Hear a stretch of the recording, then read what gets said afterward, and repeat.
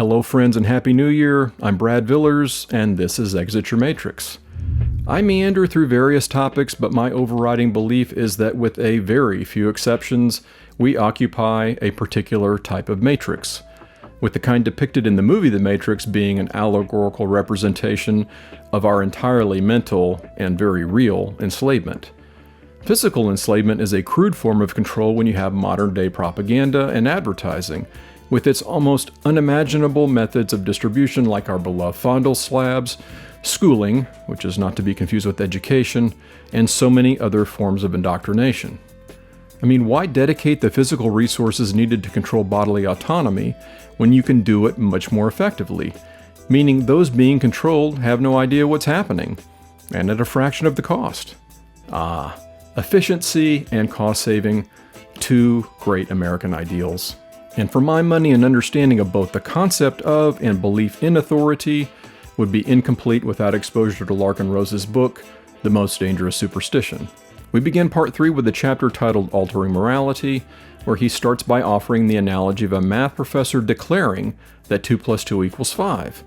It's akin, he says, to the representatives of government declaring certain things to be against the law. In short, every legislator suffers from a profoundly delusional God complex, which leads him to believe that, via political rituals, he actually has the power, along with his fellow legislators, to change right and wrong by mere decree. Bottom line, human beings, with whatever background or education or last name or number of years of respectable, selfless service to the public, none possess the ability to alter the laws of morality. Next, Rose makes an observation I personally love because it invokes the writings of one of my all-time favorites, Lysander Spooner.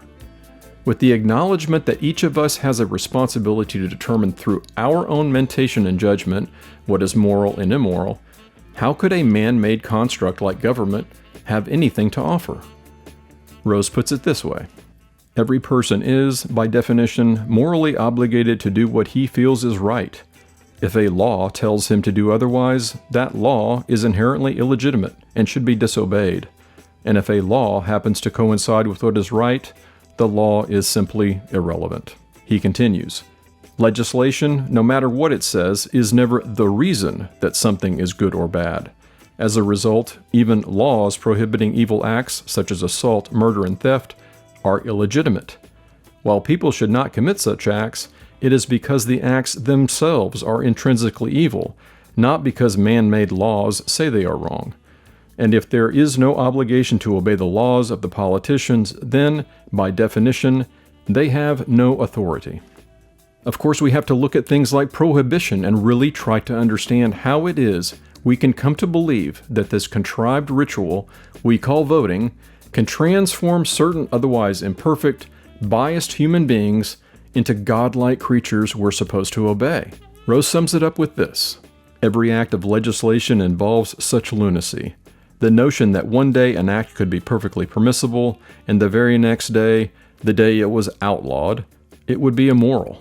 To finish out part 2 of the book, Rose delves into the issue of it being natural and desirable for us as human beings to develop and then use our own conscience rather than relying on some third party and rights. Unthinking adherence to any authority constitutes the greatest betrayal to humanity that there could possibly be, as it seeks to discard the free will and individual judgment that make us human and make us capable of morality in favor of blind obedience, which reduces human beings to irresponsible robots. The belief in authority, the idea that the individual ever has an obligation to ignore his own judgment and decision-making process in favor of obeying someone else, is not just a bad idea, it is self-contradictory and absurd.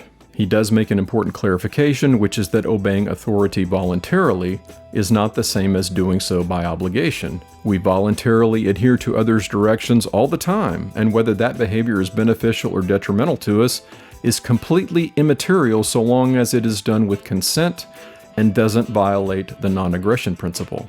Then Rose attacks that nagging question. Why? Why do people fall for the blatant fallacy of authority, especially in its most insidious form, government? It makes me think of Etienne de la Boétie, whose The Discourse on Voluntary Servitude explores that fundamental question. His most significant conclusion as to why millions would allow themselves to be enslaved, to some degree or another, by a relative handful of people is this: habituation to subjugation. They've made a habit of being subjugated.